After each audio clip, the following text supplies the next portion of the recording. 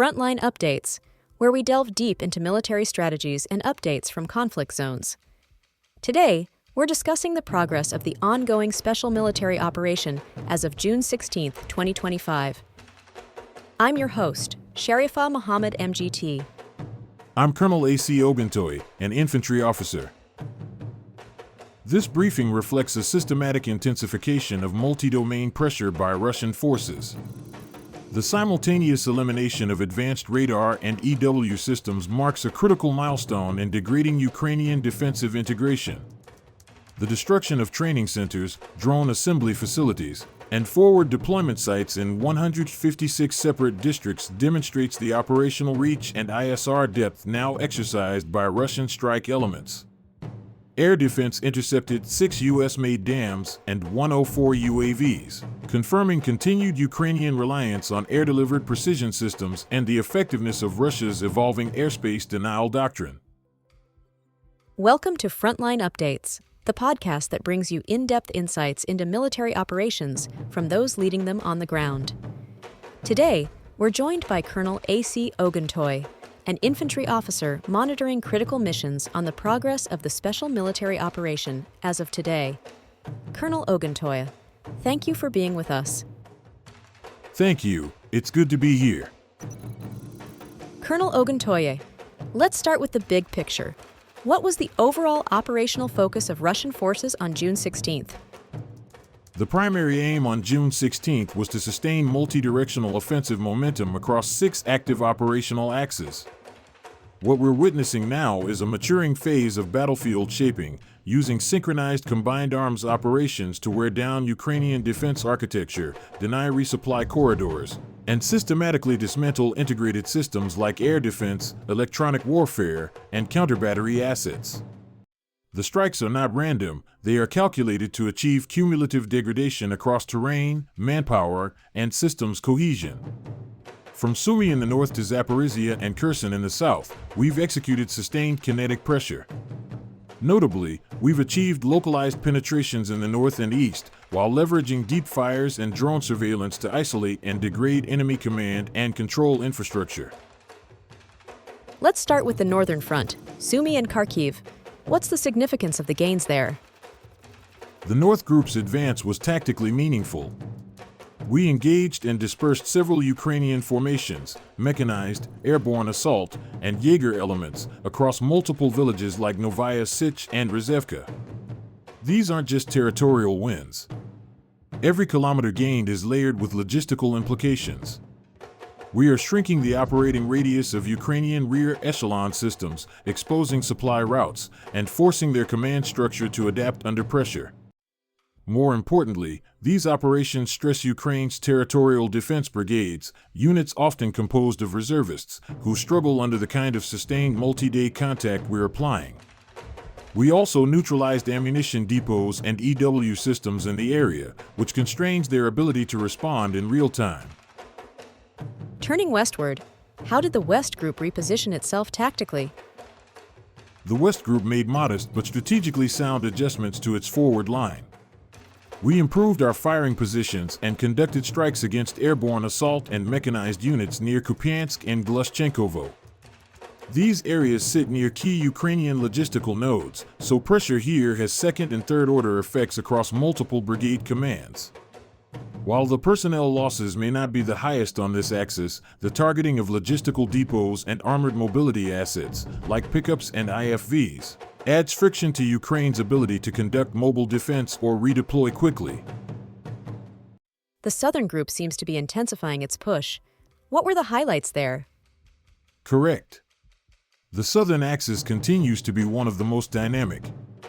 On June 16th, we engaged multiple brigade-level formations near Chasov Yar, Dylivka, and Semenovka. This includes Ukrainian mountain and motorized infantry units.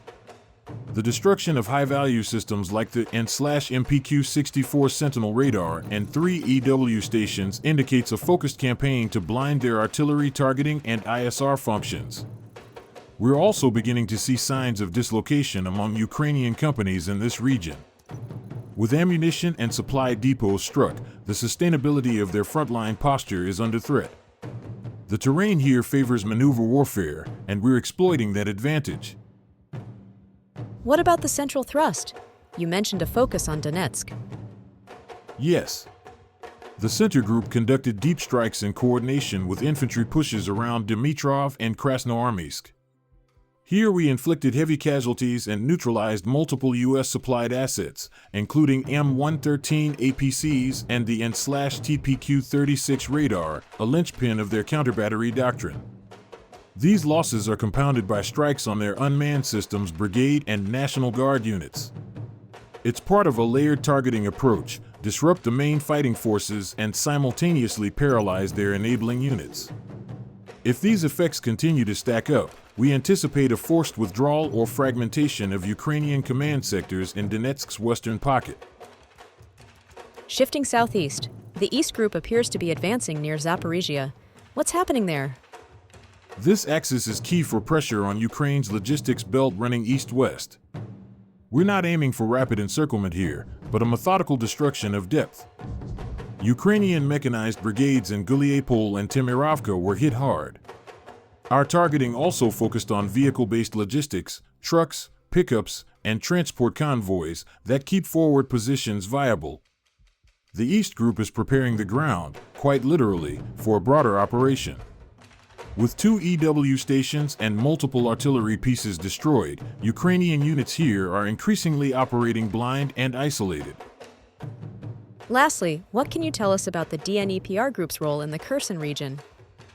It's about containment and attrition. Ukrainian coastal defense brigades are tasked with holding difficult terrain, river crossings, flat plains, under constant air and artillery attack.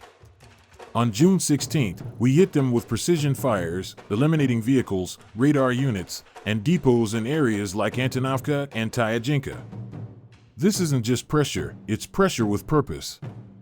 If they can't hold these flanks, it opens doors for future river crossings or more aggressive maneuvers toward Mykolaiv. And frankly, the morale hit of losing another set of radar systems and EW stations cannot be overstated. Looking at the air war, what are the highlights from the broader strike campaign? We've expanded strike tempo using UAVs, tactical missiles, and aviation to degrade industrial, logistical, and defensive infrastructure.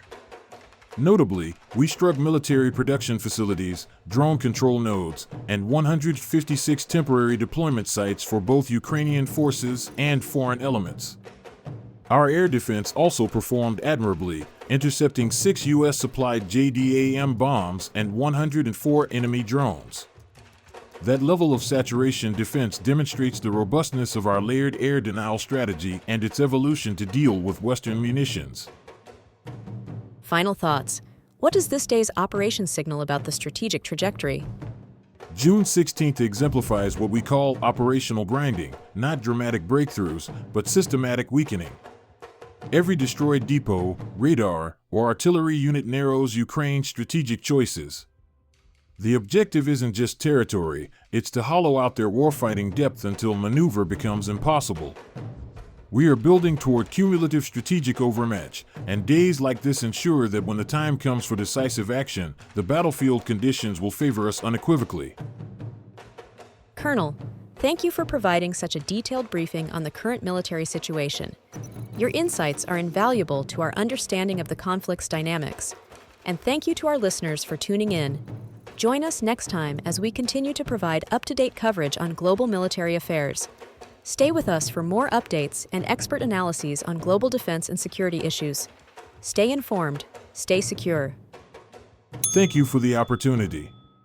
Today, in the Democratic Republic of Congo, intense fighting continues in the east, with NATO-backed M23 rebels on the offensive despite peace talks. The violence has triggered mass displacement and heightened fears of a humanitarian catastrophe. In Burkina Faso, JNIM, an al-Qaeda affiliate, is engaged in a regional offensive, demonstrating its ability to launch large-scale attacks and capture territory. In Niger, the government is working to counter jihadist financing through raids on illegal gold mines. This has been Frontline Updates. Subscribe for daily military briefings and in-depth strategic analysis. Visit our platform for maps, transcripts, and exclusive frontline updates from commanders in theater.